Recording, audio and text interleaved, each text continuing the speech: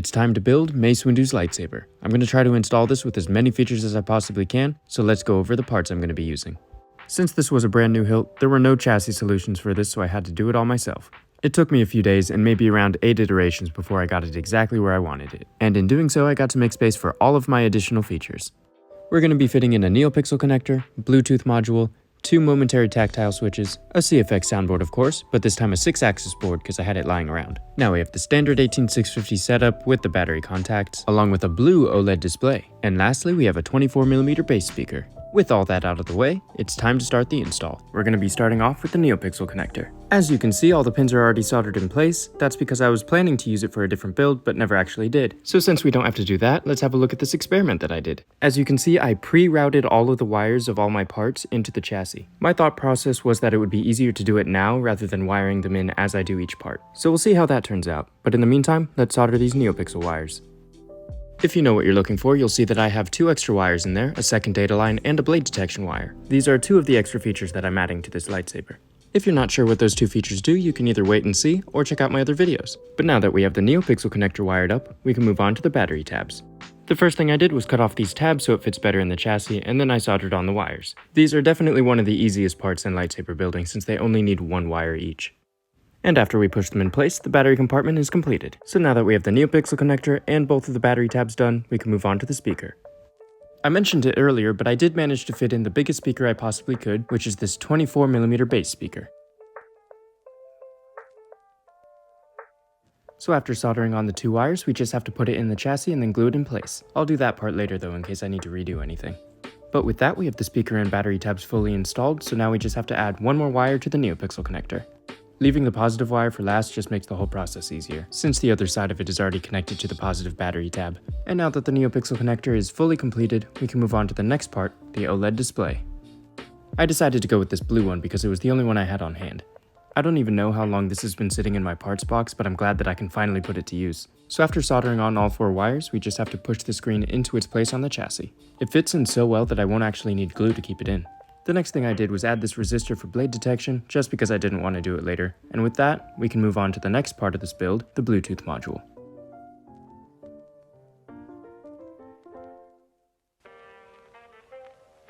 Once all 4 wires are soldered in place, we can then put the module into the chassis and then move on to the most important part of this build, the soundboard. Like I mentioned before, this is going to be a CFX soundboard. Since I just had it lying around, this is going to be a 6-axis soundboard instead of a 9-axis one. The main difference being that the 9-axis soundboard has a magnetic sensor, while the 6-axis one does not. That means this lightsaber won't have my signature force activation, but it will still have Bluetooth, OLED display, and blade detection. But anyways, after soldering on these last few wires, this lightsaber is very nearly completed. The only thing left to do is install the buttons. As you can tell, this lightsaber is a 2-button setup, so we're going to need to deal with 4 different wires. After attaching the 2 negative wires into 1 wire, we then only have 3 wires to attach to the board. And with that, all the parts to this Mace Windu lightsaber have been officially installed. I'm going to quickly set up the SD card off screen, and then when we come back, we're going to test this out and see if it works. Okay, the SD card is now all set up. Let's see what happens. Nothing's immediately burning, so that's a good sign. And it looks like the OLED display works. Nice, the NeoPixel connector works. Let's test the swings, clashes, and blaster blocks.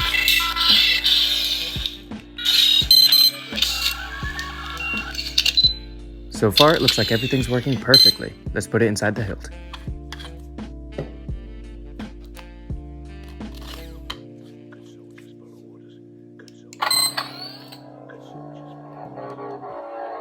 I gotta say, this blade plug design is awesome, and it's looking like the chassis and hilt are working together exactly how I planned.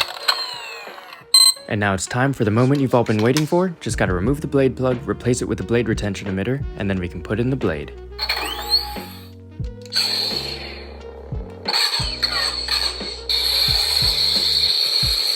The blade works perfectly. Let's take it out, see if it switches back to the non-working font, and then we can move on to testing the Bluetooth. While we test out the Bluetooth, might as well show off all the blade profiles and colors.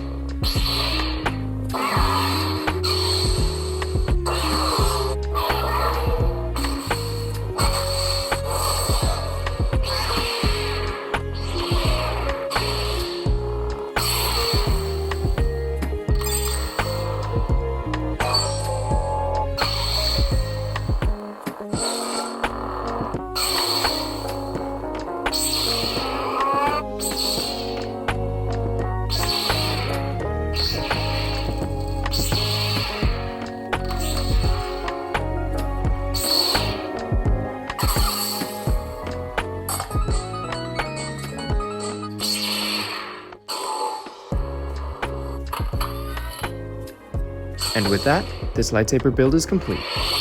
I hope you guys enjoyed the video and have been enjoying my lightsaber build series. I'm going to be doing different types of videos in the future, so look forward to that. Thanks for watching!